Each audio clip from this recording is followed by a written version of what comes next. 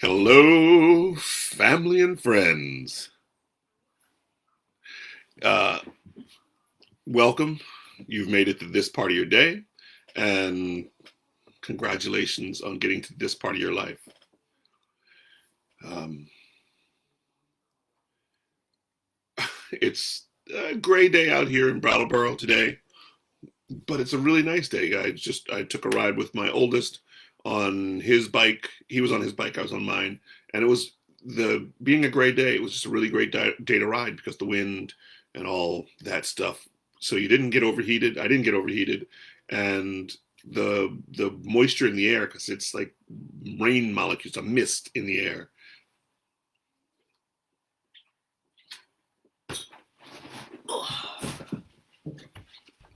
Okay, sometimes that happens. So yes, we he wanted to prank everybody on that one. Hopefully that got you a little. Um, so just saying, it was the day is great. We're having a little fun on this day. Pardon me, now I got a choke in my throat.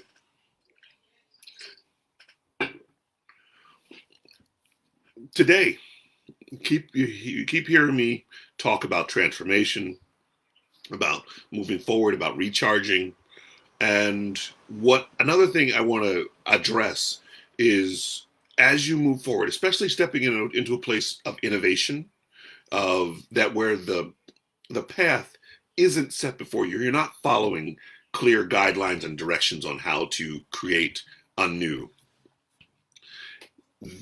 I on my bike ride back home going uphill, I was reminded of in 2005, I ran across the state of Vermont. I started in the northwest corner and I ran down to the southeast corner. And hi, Tashi and Jay Bird. Glad to see you're here. Tashi and Jay Bird are watching us on Facebook Live. So I did the 232 miles in 9 days, on either running or walking the whole way. And I already said that I would not run another marathon because in 2004 I had run two marathons. I did the Los Angeles Marathon and the Clarence DeMar in New Hampshire. And the training process for the marathons, especially training in Vermont, well, it was great to train in Vermont because it's up and down, lots of hills. There is no, you don't, I wasn't going for speed. I wasn't going for speed. I was going for distance. I was just trying to cover certain amounts of distance. And I would use the times, but the times varied because 13 miles on smaller hills is different than 13 miles on larger hills. And so when I transferred all my running after saying I wouldn't run another marathon and stepping into doing the 232 miles in 9 days, people said, how are you going to do this? And what I had done was I had driven the course, so I knew how long it was, how long a drive it was. I kind of knew where things were, milestones were, where restaurants were, um, where hotels were, where places I could sleep, places I can eat, places I can go to the bathroom. And so I had my pinpoints of places that I wanted to hit. I didn't know what was actually possible for this human body to do in the course of one day. I didn't, like I said, I did not want to run another marathon. And so I set out to do these, and I knew that I could run a marathon. I didn't know what my recovery would be. So I set out to use my first day of running as a milestone. What is possible in this day? Now, in Vermont, so I'm running across the state. There's no path that's going to get me from northwest to southeast without covering a few mountains, a few hills if you're from the West Coast. And so I set out to run this course. Now, my mother had joined me on this. She wanted to be support. My father was also there as support. He drove the pickup truck in case anything happened. He could throw me in the bed of the truck and get me to safety or health. My mother rode a bicycle, so when I was doing the running portion, she would ride her bike with me or ahead of me. And when I was doing the walking, we'd walk together. She'd throw the bike in the back of the truck. We also handed out books, motivational books, along the way. And people would ask, how do you run in Vermont? I grew up in New Jersey where it was completely flat. And what I told him is what my way of figuring out how to run in Vermont was I stopped running on hills. This, how do you run in Vermont and not run on hills? Well, in order for me to run, so the body is falling forward in a run. And I just changed my gaze to look slightly down, which was causing me to fall forward as I ran. And I was only seeing the road ahead of me, 6 or 8 feet. And what I found was 6 or 8 feet of looking, see my feet, footfalls, and the road ahead. For 6 or 8 feet, unless you're running up a wall, it doesn't really look any different. And the only way I knew when I was running up a hill is if I were to look up and see a hill in front of me, or downhill if I look up and see nothing in front of me. And if I were to change my gaze too far into the distance, then I would see hills and I'd see valleys and I'd see all these other things. But 6 or 8 feet, I could see speed bumps, I could see things that appeared in front of me. But it also made everything absolutely flat. And my runs became not about hilly runs. They became either a nice easy flat, or a slow flat, or a fast flat. And that's all it was. It was a fast flat, so I ran faster on this flat portion. I ran slower on that flat portion, and I ran my easy pace on the other flat portion. And in doing that, it never became any more difficult. No one section became any more difficult. It just meant I was going a little faster or a little slower. In life, we do this all the time, but often we look up and we see a sign and it says 25 miles an hour, or 65 miles an hour, or 50 miles an hour. And we're told or dictated how we need to change our speed, not because of the hills and the valleys, but because of the limits, the speed limits that are there. And in accomplishing goals, so accomplishing that 232 miles in 9 days, I allowed myself to fluctuate with the terrain. I allowed myself to flow accordingly. And I didn't get upset about a slow flat. I didn't get excited or elated about a fast flat. And I didn't get indifferent about the flat flats. And in life, so as you are making your new plans, as you are innovating in a new space, as you are creating and conjuring what never was before, but is soon to be, understand the path, that sometimes it's going to be slow, sometimes it's going to be fast, and sometimes it's just going to be smooth. Now, you'd think that the smooth parts would be the easy parts. Sometimes that smooth was monotonous. And I will say that there was a portion, I think it was Route 14, going through the middle of the state. And we had to travel this path, I think 5 different times, because I stopped the night before. We had to go find a hotel, and it was 30 miles to the hotel. Then we had to come, we were invited to dinner at a halfway point between where we stopped and where the motel was. So we went back to dinner, and then we traveled back to go to sleep. And then we came back in the morning, and we had passed this part when there was just hills. There were so many hills. And having gone over it multiple times, Keenan, hello. Going over it multiple times, I was dreading that portion of the run. So the morning came, my father dropped us off, Mom got on the bike, and she started pedaling. We were stopped at the bottom of a hill. So the first thing in the morning was running uphill. We stopped at the bottom of the hill and headed off. Mr. Tucker, thank you for joining. And so I started off with dread of, I knew it was a hill, even though I was running on this slow flat. And when I started to run, it was as if I was falling down, not falling uphill, but falling downhill. I started to pick up speed. I was out of control, picking up speed. And now this might get a little trippy for some folks, but I was like, whoa, what's going on? And I started to run. I kept running, and I just felt energized. And I was being lifted up this hill. And so what I will say, I said it once again, it might get a little trippy for some folks. and it felt like I was being pushed.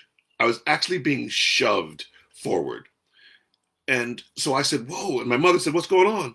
I said, "I'm being pushed uphill." And she said, "What?" And she turned around to look because she was trying to focus on biking up the hill. And then she said, "Wait a minute." And I said, "What?" She started pedaling, and it got easier for her as well. As she said, "I feel it." And she started pedaling really easy, and she was actually accelerating up this hill. And so I was like, "Okay, this is strange. Who's doing this?" And I said this, "Who is doing this?" The answer came back, "We all are." It was a host of angels. And now, earlier in that year, I had a good friend who had twins born, a boy and a girl. And in a very short amount of time, the girl did not survive. And I'm not saying names here because I'm not throwing anybody out. I didn't get clearance for all this stuff, but the girl didn't survive. And as I was getting pushed up this hill by this whole host of angels, guiding me through, and this is my halfway point where I should have been exhausted because I'd been running 35 miles per day. And I'm getting shoved up. Who is this? And they said, "We're all here." And I said, "But who is pushing me?" And the voice said, and the name, and she said, "Please tell my mother I'm okay." And I was tripped out beyond belief. Tripped out beyond belief because the name came. She said she was okay, and we did this portion. So my mother and I ran this portion. I ran it. She walked some of it. When we got done that day, it was the most energizing day ever. We got done. I was trying to keep running. My dad stopped me because we got to 35, and I said, "No, no, no, keep going." He says, "No, you're at 35. Don't go anymore." I wanted to do 40. I wanted to do 45. I was feeling great. Now, this whole host of angels pushing up the mountain, up because each time I was at a point where I should be going up, I was going faster. And oftentimes there is a host of support that we have out there. Not everybody believes in angels, not everybody believes in other spirits and things like that. But let me tell you, I get choked up about it right now because I was getting in my own way. And in that time of need, which I wasn't even going to say I need to get out of my way. I need help because it was something I put on myself. This 232 miles was my choice, something I wanted to do. And yet it was supported. My parents were there. This host of angels, this legion of angels was there. And now the other part of that was when this angel voice of this child that my friend had lost said, "Tell my mother I'm okay." I went, how do I tell a parent that I heard the voice of their child less than 6 months after that child has passed that they're okay? And I held on to that information for years. And I visited with them in Los Angeles many years later, and I told her the story. I said, "I don't know if you're ready to hear this. I don't know if you can hear this." And she just gave me the biggest hug because, and she said, "If anybody would be able to pass that on to me, it would be you." When she was having the difficulty in the hospital and the early delivery, I was one of the people she wanted to come in there. I had helped her with many things, positive visions. Um, she, she's married to a man that she didn't believe what she'd ever be married to, and I said, "You have a lot of things in your way. If you remove those and allow those possibilities to be, then what could happen?" And the what could happen did happen. She stopped getting her own way in that situation, and she did wind up marrying this man, and they are together today, and they have a few beautiful children. I'm not going to give all the details there, and I think that's great. Now, I didn't do that, but I heard the voice.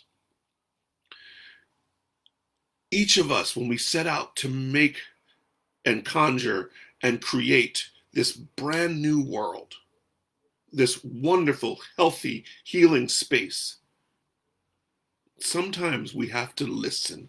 Sometimes we do have to ask for help. And not just help from our friends, but help from the bigger picture.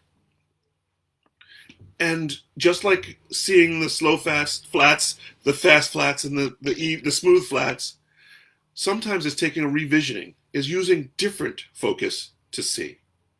Sometimes it takes changing what we were told are the rules, not breaking the rules, revisioning the rules. And this is focus. This is the focus. Mr. Iverson, thank you for joining us. This is, there are a host of angels that are just waiting there for you.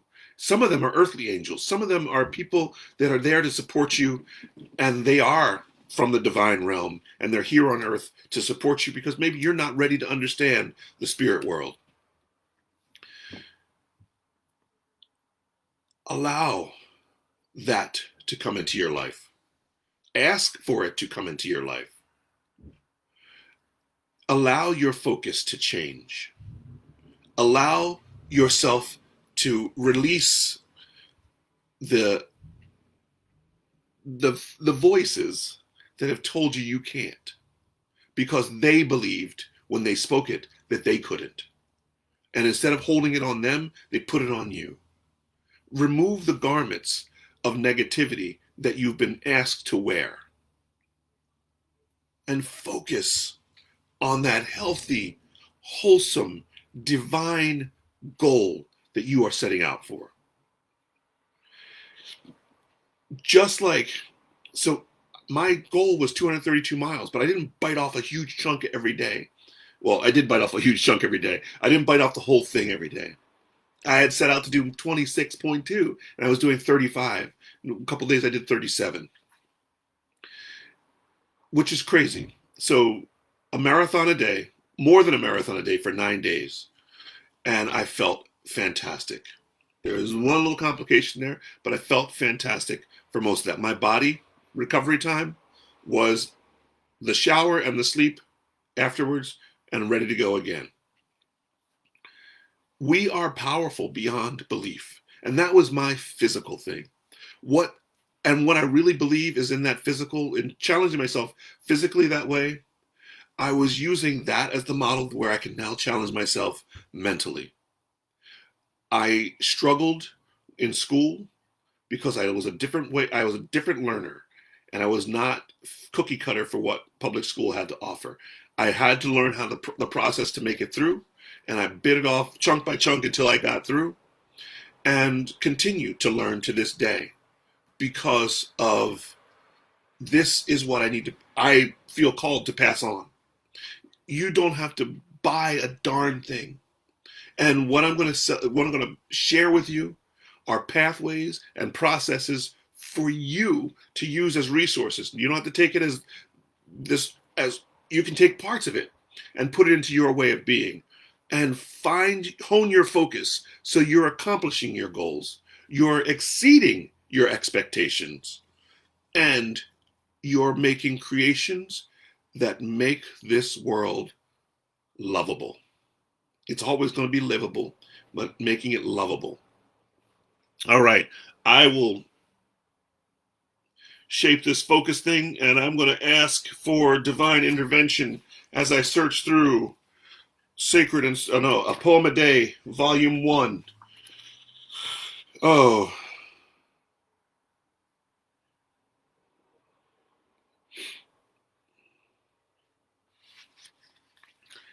All right, I'll read both of the ones on this page.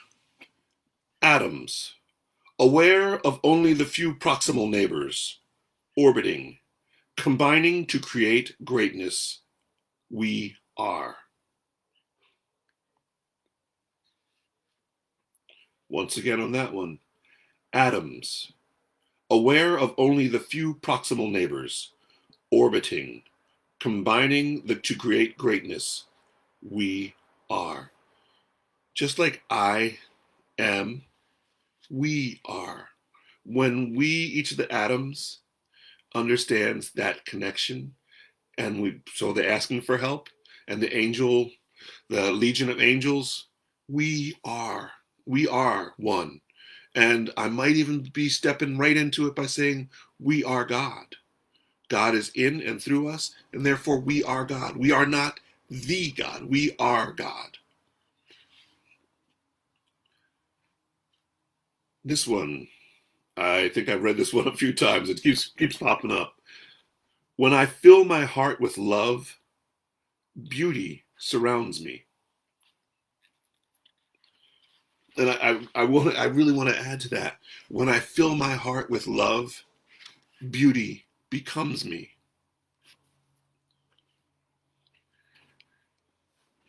When I fill my heart with love, beauty surrounds me. When I fill my heart with love, beauty becomes me. Alrighty. So thank you very much for this time. Thank you all that joined me today. Thank you for Alvin for Psalm 91. It really is great. And if there are others, so Alvin uh, throws out biblical scripture here. One of the things I really want to bring in, and this is that angel army. This is no, not army, because that's so aggressive. That angel chorus. When I are sharing something that resonates with you, if you please connect it to the things that you read, whether you're reading the Torah, the Quran, if you're reading A Course in Miracles, if you have a following in that stuff, please share. Because the one thing I really want to express here is that if the divine light is white and we are the prisms, then we create the rainbow, and that rainbow connects us all. It comes back through to that divine light. When we share how in our sacred writings and our sacred readings there is a connectedness, this is the huge shift that we need. We're not at war with each other. We're at love with each other. And when we can find that cohesive love and understand that you're a sister, you're a brother, you're an other, you're a mix, you're a Mrs., you're a Mr., you're honored, and you're dignified, and we're all connected, we all gain from that. We all gain from that. This is the healthy future, the loving future, the divine future that I am innovating into, conjuring into, loving into being. Thank you very much for joining me here. Please go about your day in a most miraculous, wonderful, spectacular way. Stay safe, be well, and move forward with passion and purpose. And remember that you are enough. Say it. Say it with me, please. I am enough. Yes, you are. You are enough. We will get through this. We will. All right. Hopefully, I will see you tomorrow at 4:30. If not, I'll catch you on replay some other time. Thank you for being here. Have a great day.